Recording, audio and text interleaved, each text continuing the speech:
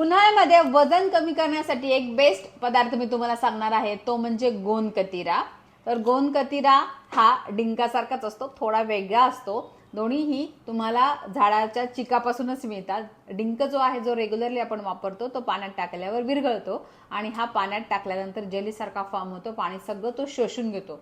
हा खूप जास्त थंड आहे गुणांनी, त्यामुळे उष्णतेच्या सगळ्या विकारांवर चांगला आहे, इन्स्टंट एनर्जी देणार आहे, त्वचा विकारांवर चांगला आहे। सगळ्यात महत्त्वाचं म्हणजे पोटावरची चरबी आणि वजन याने कमी होतं, कारण यात फायबर्स खूप जास्त प्रमाणात असतात।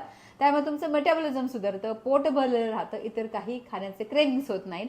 पचनाचे विकार म्हणजे अपचन, बद्धकोष्ठता, पोटफुगी हे सगळे यामुळे दूर होतात।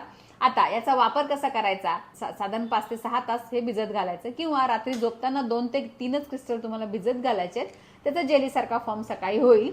लिंबू पाणी घेत असाल तर त्यात तुम्ही टाकू शकता, किंवा दुसरं कुठलंही डिटॉक्स ड्रिंक जसं धने, जिरे असं काही घेत असाल तर त्यात हे तुम्हाला टाकायचं आहे। एकदम उठल्या उठल्या घेऊ नका, नाश्त्यानंतर किंवा नाश्ता आणि जेवणाच्या मध्ये तुम्ही घेऊ शकता।